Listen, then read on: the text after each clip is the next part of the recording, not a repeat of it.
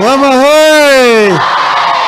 Asanteni sana vijana na wamama, mwasio hamjambo, muna furaha.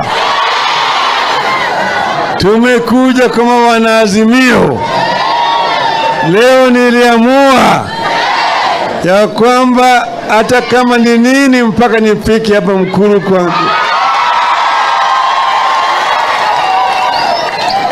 Nilikuwa ng'ambo, nilirudi jana usiku kama mvua ikwenda nyesha mingi zaidi, lakini tayari nilisema leo nitafika mimi na nyinyi ana kwa kwanza kutoa shukrani kwenu, shukrani ya dhati. Mwaka jana tuliposema wananchi wajitokeze, watu wa hapa Mkuru mlijitokeza, mulitoka na mkaonyesha ukakamavu, mkaonyesha ujasiri, mkaonyesha uzalendo, mkamwambia yule jamaa Zakayo ya kwamba siku yake imekaribia. Sasa hapa mnakumbuka tulipokuja hapa tulikuwa tunawindwa kama swara, na wale maaskari wa Zakayo pale chini, pale juu, pale watu wananchi wakatumwaga sisi maji. Tulipofika pale karibu na Outer Ring Road wakatuzuia kutoka, alafu kaanza kunyunyiza risasi. Gari yangu ilipigwa risasi 10.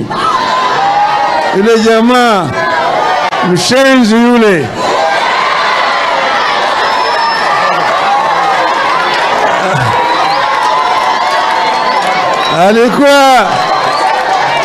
alikuwa nafikiri anaweza kunitisha.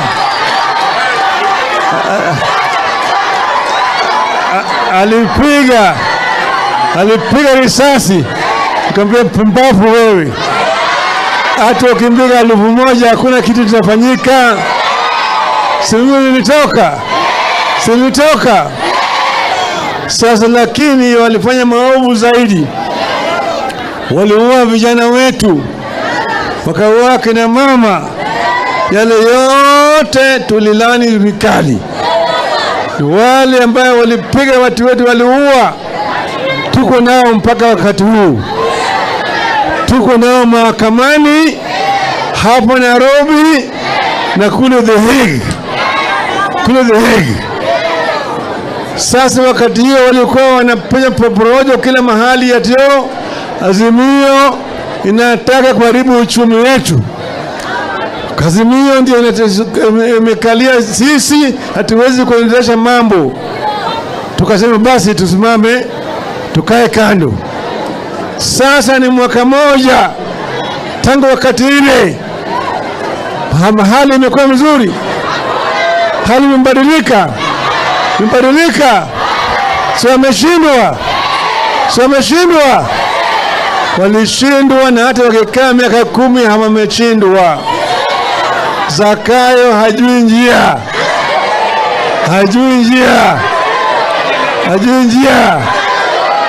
Wale jeshi yake ambao alichagua, wale wote ni wezi.